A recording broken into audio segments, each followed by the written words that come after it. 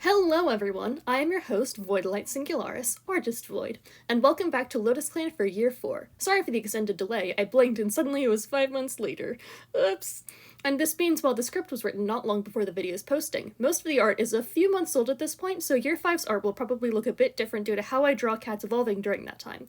Anyways, explanations out of the way, let's get into it! Starting off, we have our promised manual mass extinction event. Though, I'll be honest, this will probably be the only one I do for the foreseeable future. I just don't really enjoy doing them all that much. Anyways, my original plan was to do a Greenleaf flood, but then time rolled around in game and RNG had other ideas. This takes place in Moon 4, the last moon of New Leaf.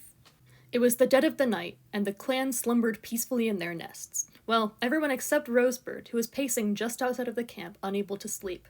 Perhaps this restlessness was an act of StarClan, though, because she was the only one to notice the pungent scent of smoke in the air, and the first to notice the burning branch on the verge of falling right into the camp. Wasting no time, she yelled an alarm and ran to the nursery, awakening a confused yellow leopard who was asleep alongside Swallow Kit.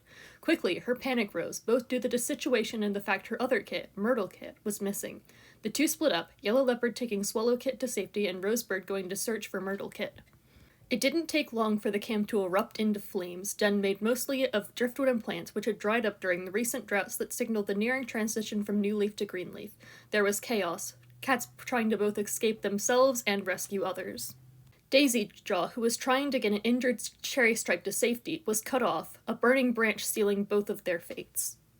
In a moment of panic and desperation, Hazy Frost jumped into the lake, but the thick smoke forced her to remain underwater until Hornet Spots grabbed her and took her to a safer shore.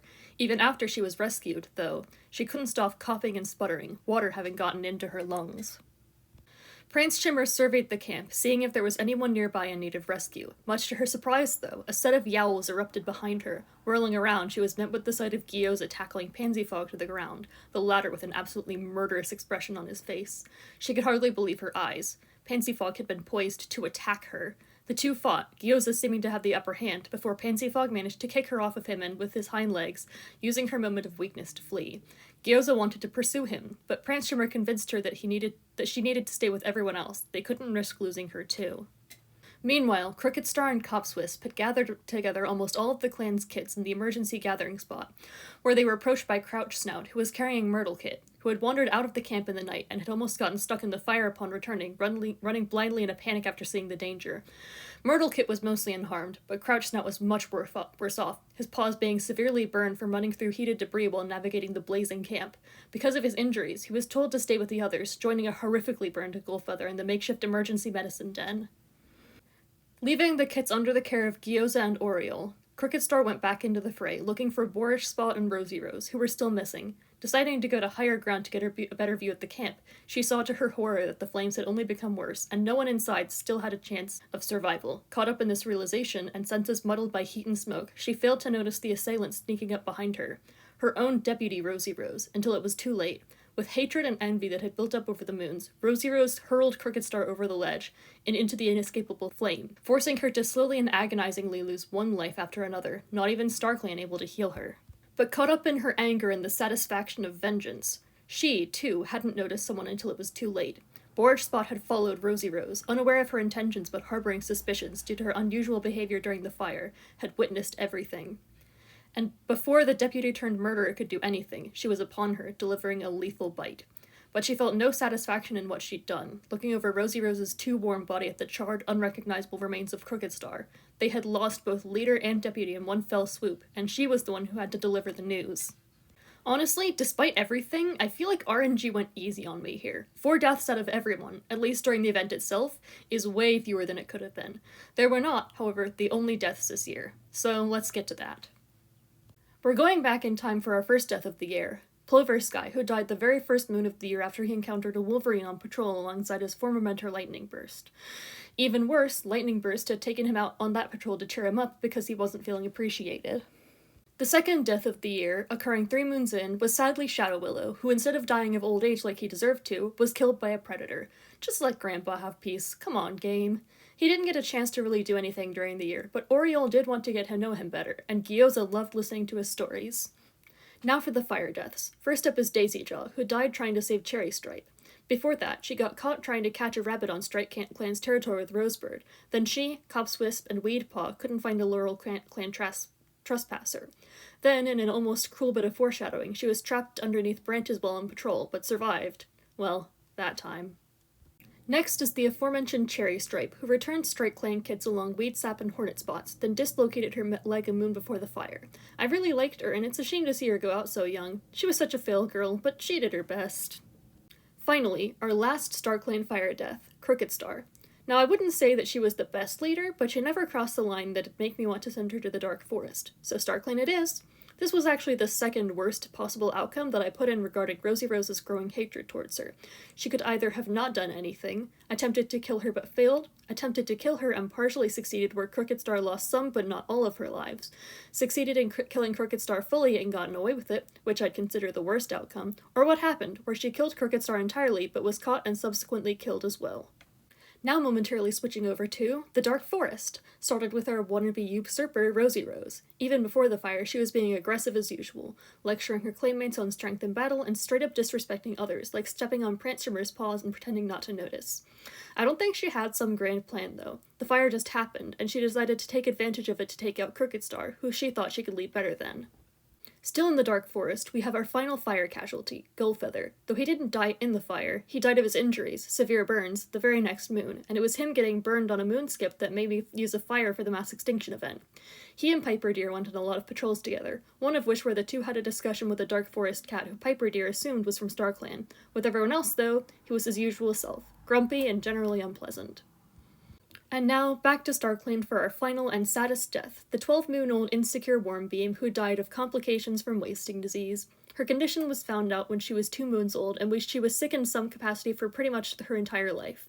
She hated the bitter herb she had to eat constantly, and was constantly doing as much as possible, even if it meant sneaking out or going against her mentor Lightning Burst, seeming to be unhappy that others treated her like she was fragile. She got her warrior name right before she died, and I think the new leader realized she was dying, saw she was ready, and didn't want her to die as an apprentice. And now for the star of the show, the leader ceremony. Both leader and deputy died, so who will step up? Let's find out! Yellow Leopard and Time Acorn made their way to the rainbow pool, going more slowly than usual to accommodate the cat who followed them, who had never been there before. Yellow Leopard offered a sympathetic look to the cat trailing uncertainly behind them. Rubble Gorse. Being the clan's senior-most warrior, everyone had looked to him for hope when they'd lost all of their leadership in one fell swoop. Understandably, that hope was a heavy thing to carry. He had lost things in the fire too, and the grief was still fresh. Slowly, the pool came into view through the trees, the colorful light reflecting off of the water. Rubble Gorse looked upon it in awe, his uncertainty temporarily overcome with the sight. But there wasn't time for admiration. He was there for a reason. The trio climbed down the ledges to the soft, sandy shore, and Rubble Gorse leaned down to drink out of the ice-cold water, only to suddenly be transported somewhere else. Lush green fields sprawled out as far as the eye could see under a similarly endless night sky that was somehow as light as the peak of daytime. The rustling of paw steps in the grass drew his attention, and he immediately recognized the approaching cat, Ploversky. Before he even had a chance to speak, the younger cat was already bounding up to him, explaining that he'd be receiving his 9 lives, and Ploversky was here to give him the first. He gave a life for unity, as the clan would need it in the coming moons.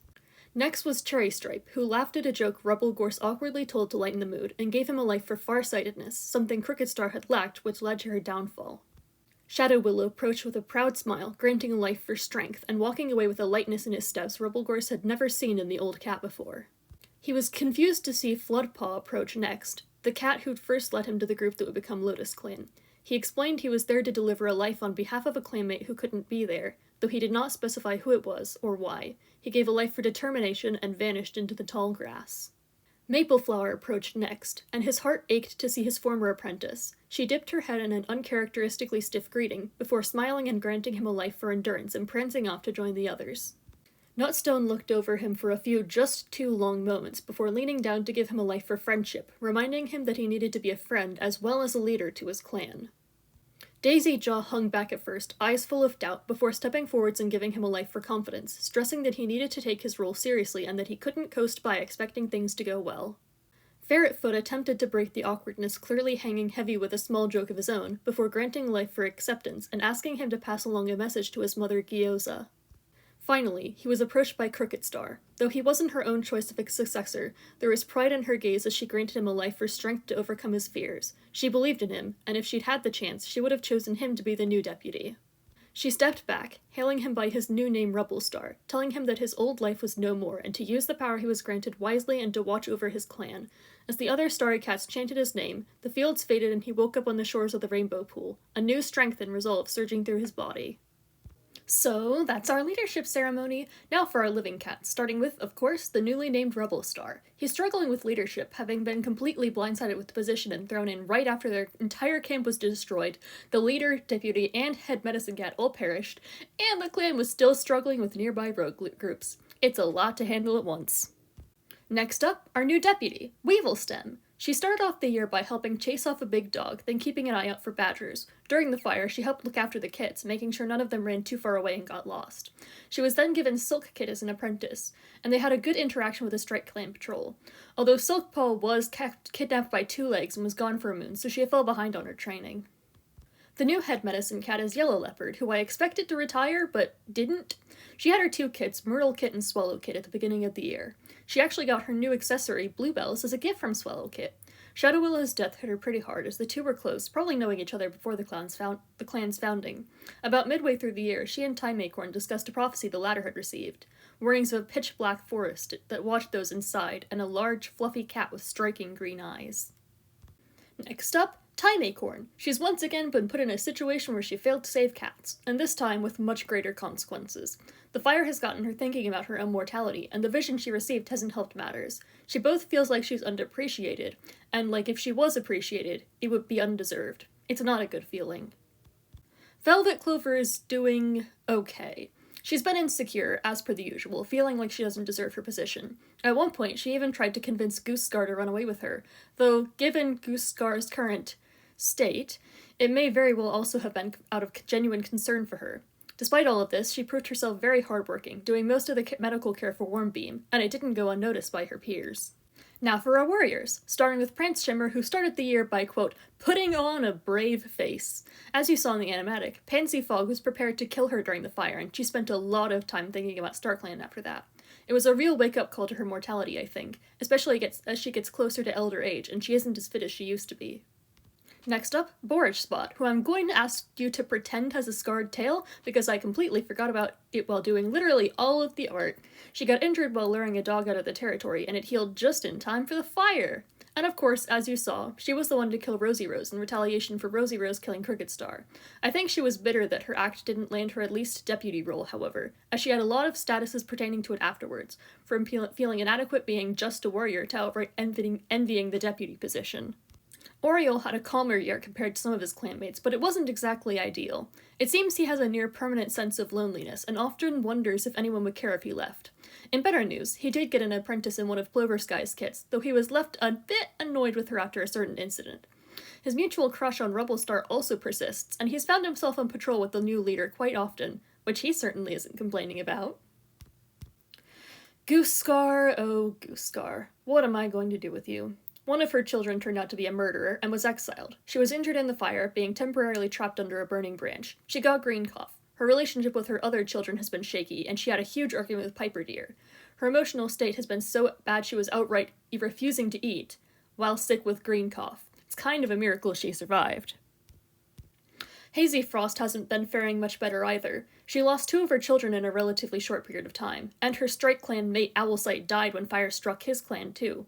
Certain cats have been increasingly uncomfortable with her strange behavior, though it's most likely grief. She was given one of Clover Sky's kits, one of her grandkits, as an apprentice, which is cute, but also a slightly questionable decision given everything. Oh yeah, and she's developed a new crush on Goose Scar. This just in, Lightning Burst is still a mess. No one is surprised. Not only did she have to watch her former apprentice die when she was only trying to cheer him up, her new apprentice died extremely young, and although she saw it coming, it wasn't any less devastating. She also ended up inhaling a lot of smoke during the fire, ending up with permanent lung damage, though I haven't figured out how to code in permanent conditions, so it's not in the game. Yet. She also confessed her feelings to Rosebird, only to be harshly rejected. Copswist honestly didn't do much this year, usually feeling either lonely or wanting to be alone. Her most notable actions were during the fire, where she helped to evacuate and look after the kits, though it didn't help that she spent a good deal of the year either sick or injured. Piper Deer had a good start to the year, spending a lot of time with his new mate Gullfeather, but that didn't last, and he felt a sense of dread the moon before the fire. Afterwards, he was asking the surviving medics what their job was like.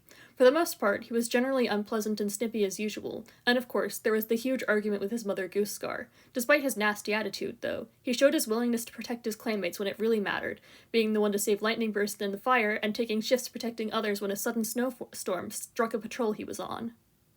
Hatch Speckle was particularly diligent this year, and I think I know why. A few moons before the fire, he received a sign from StarClan, but Rosie Rose had scared him out of sharing it by glaring at him with envy. I think it was an omen of the oncoming disaster, and he felt guilty for backing down instead of standing his ground and sharing it anyways.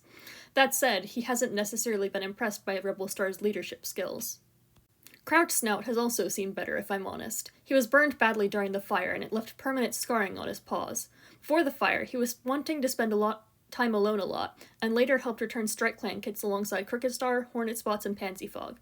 After the fire, he spent a while recovering, then near the end of the year got a message from StarClan, a dog with blood on its jaw but remorse in its eyes. He would then pass this on to Yellow Leopard.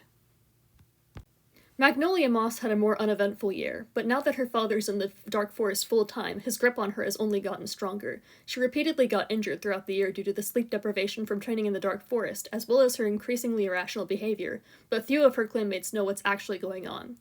Time Acorn did develop a small crush on her during one of her stays in the medicine den, though, so there's something. She also at one point chased an interesting rogue off the territory. Hornet Spot started this year by being on a patrol that rescued Strike Clan kits 2 moons in a row, and I'm pretty sure they were the same kits. He rescued Hazy Frost from drowning during the fire, then proceeded to spend the rest of the year being an inconsiderate jerk to everyone else. His heart's debatably in the right place, but man, he does not have to be that way about it. Rosebird is now the only survivor of the litter, having lost both of her siblings in pretty rapid succession. She also spent a lot of time early in the year being injured. She was down with a tail wound from a dog, then a sprain. Because she was the first cat to notice the fire, she feels like she could have done more, been a little more alert, acted a little faster, yelled a little louder. Wade Sapp had a more uneventful year, but she was given an apprentice despite her younger age, Yellow Leopard's other kit, Myrtle Kit. And apparently she was a pretty good mentor too, since like her sister Swallowpaw, Myrtlepaw was made a warrior early. She couldn't find a Laurel Clan intruder on the territory, though had a positive interaction with another patrol from the clan later on, apparently unaware of a certain decision they had made. Now on to the newly named Tarantula Grass. She hasn't been a warrior for long at all, having been named the last moon of the year, and the same applies for all of their new warriors this year. She was apprenticed to Hazy Frost, and they started off with a good training session. Troublingly, though, she was later on a patrol with Hazy Frost, Oriole, Wormpaw, and Lightning Burst where they learned that something, or someone perhaps, had been scaring off the local prey. Myrtle Flood started off as a fearless kit before pretty much immediately becoming bloodthirsty after being apprenticed, and on the same moon as that event, she was being watched by an ancient member of the Dark Forest. After that, she was getting into constant trouble, sneaking out of camp, pestering the warriors for more and more battle training, and concerning others with her fierceness in casual practice fights. So, she's definitely training in the Dark Forest, right? You all see that too?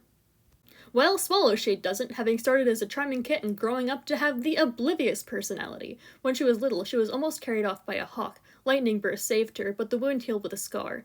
She was apprenticed to Borage Spot, who she had to rescue from a large dog on their first patrol out after Borage Spot tried to but failed to take on the brunt of luring it away. Now, Apprentices. Primrose Paw hasn't graduated yet, but is close enough to within 1 moon, and in fact, I've seen it and really like her warrior name. She was apprenticed to Oriole, and though she started out as vengeful, at some point her personality shifted to lonesome. Oriole tried to teach her about why they lived in the forest. Keyword, tried, as she used it as an opportunity to go into a speech about how much better clan cats were than kitty pets. Silkpaw hasn't graduated either, and is the furthest behind experience-wise, though it's not exactly her fault, as mentioned before, she was kidnapped by Two Legs for a moon and so missed out on some training. She started her apprenticeship out as bloodthirsty, but switched to fierce about halfway through, which is an improvement at least? Notably, Cherry Stripe and StarClan saw her future demise, so yeah. Elder Time. Gyoza is still kicking, but she's been having a rough go of it. She was constantly reminded of her lost home. I finally looked at her history tab, by the way. Don't know how it took me this long. And apparently she lost her old Two Legs in a tragedy. And to really twist the knife, I'm having that be a house fire. She spent the last moon of the year stressing over possible disasters, and she is just waiting for things to go wrong at this point. And now for the elephant in the room, or the Elder's Den. The 48-moon-old Opifang. She was an abandoned kitty pet the clan took in, sick with red cough. She's pretty much just been staying with the clan to have a comfortable place to spend her final days, and they don't expect her to do anything. Because of that, she spends all of her time in the Elders or the Medicine Den. And that's the last of the LotusClan cats! Now for a quick detour. Cats outside of the clan. Starting with Pansyfog, a resident exile. He started the year by taking the Strike Clan deputy J-Stripe, who had important information, to Crooked Star. After that, he helped rescue Strike Clan kits. Then, of course, the fire happened. He tried to kill Prant Shimmer. He failed when Gyoza tried to kill him. He fled, and though he never tried to return, he knows well he's not going to be welcomed back. But he doesn't need to return. Because remember how I said Laurel Clan made a questionable decision? Yeah, they let him join. And then he near promptly killed someone, the medic Fieldstripe, in cold blood. Then there's Thistle Lake in Strike Clan. If you'll remember, he's Hazy Frost's other kit with Owlsight, who she took there to stay when he was very young in order to hide his existence. He was very briefly given one of Fernstar's kits, Field Paws, an apprentice, though it was near the end of her training, as she lost her previous mentor. And now to check on the leadership in the other clans. It's still the same. Mossy Star and Laurel Clan, Fernstar and Strike Clan, and Loudstar and Weasel Clan. Mossy Star. Oh boy, Mossy Star. He started off the year by becoming mates with Ember, who hadn't even moved on from his previous mate Firefluff yet.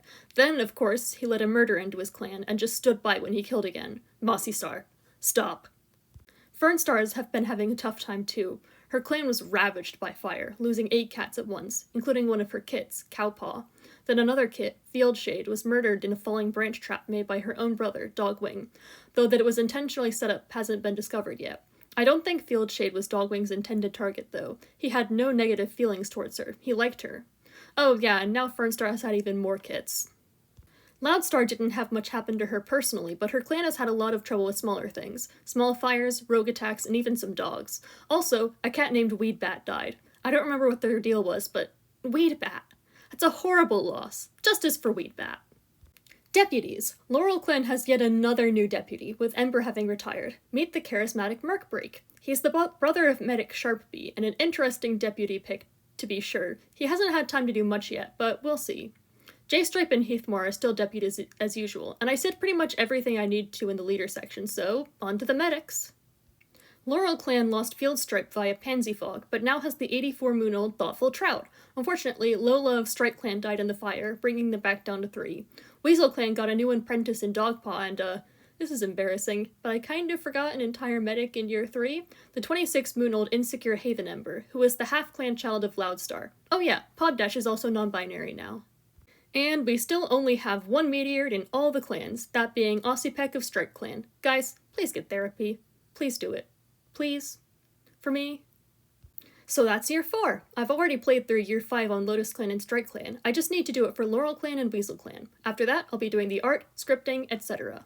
Also, if you didn't see the community post, I have a 4th wall. You can now get LotusClan stickers there. Right now there's Crooked Star, Floodpaw, Velvet Clover, Time Acorn, Pansyfog, and Rime Breeze, and Magnolia Moss. But I intend to make more as time goes on. A link will be in the description, so check it out. I intend for the next part to be quicker than, 5 months. We'll see though. I also intend to upload more non-LotusClan content alongside this series, mostly based around my OCs. I'm already working on a meme with one of them, and it's coming along quite nicely. Anyways, that's all for now. Bye!